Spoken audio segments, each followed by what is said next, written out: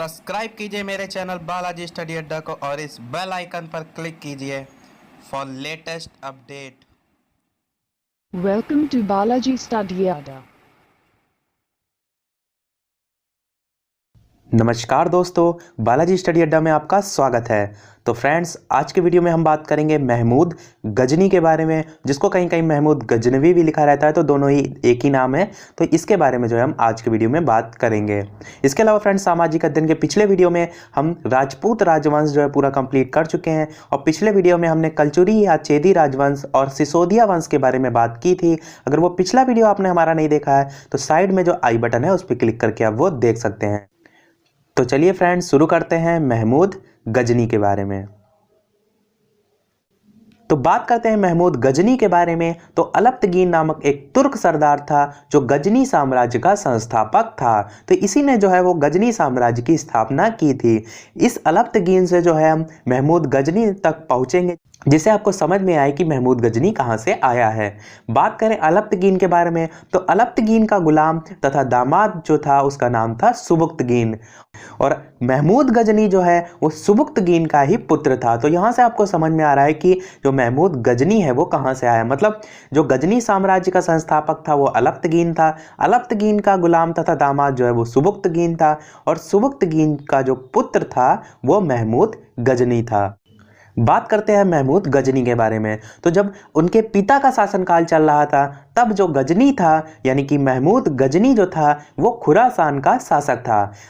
बात करें महमूद गजनी के राज्याभिषेक की, तो महमूद गजनी जो है वो 27 वर्ष की अवस्था में 997 ईस्वी में यानी कि 997 ईस्वी में जो है वो गद्दी पर बैठा था और बगदाद का जो खलीफा था जिसका नाम था अल आदिर बिल्ला, इसने जो है महमूद गजनी के पद को मान्यता प्रदान करते हुए उसे उपाधि प्रदान की थी जिसका नाम था यमीन उद दौला तथा यमीन उल मिल्ला। तो इसे जो है ये उपाधि दी थी अल आदिर बिल्ला ने, जो कि बगदाद का खलीफा था।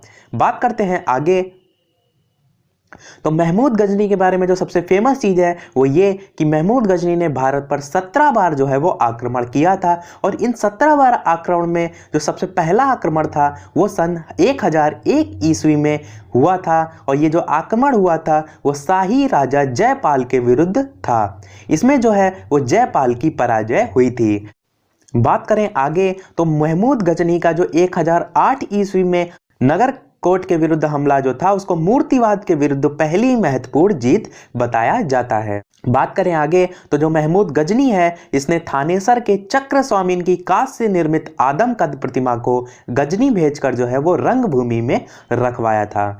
बात करें सबसे चर्चित आक्रमण की, जिससे काफी बार क्वेश्चन भी पूछे जाते हैं, वो ये कि महमूद गजनी का सबसे चर्चित आक्रमण 1025 ईस्वी में सोमनाथ मंदिर यानी कि सौराष्ट्र पर हुआ था और इस मंदिर की लूट में उसे करीब 20 लाख दीनार की जो संपत्ति है वो हाथ लगी थी और इसी सोमनाथ मंदिर की रक्षा में सहायता करने के कारण जो अनिल वाड़त के शासक थे उस पर महमूद ने आक्रमण किया था।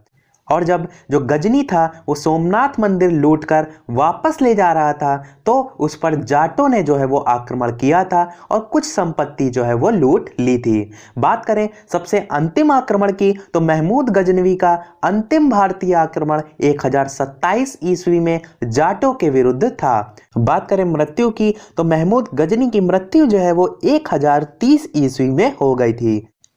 बात करें अंतिम बिंदु की, तो महमूद गजनी के काल में जो प्रमुख कवि या लेखक थे उनके बारे में भी जान लेते हैं। तो अल बरूनी, फिरदौसी, उतबी तथा फरूखी जो है वो महमूद गजनी के दरबार में ही रहते थे और इनमें जो फिरदौसी हैं इनके द्वारा रचित शाहनामा जो है वो काफ़ी बार कॉम्पिटिटिव लेवल में पूछा भी गया है, तो ये आपको जो है वो याद होना चाहिए।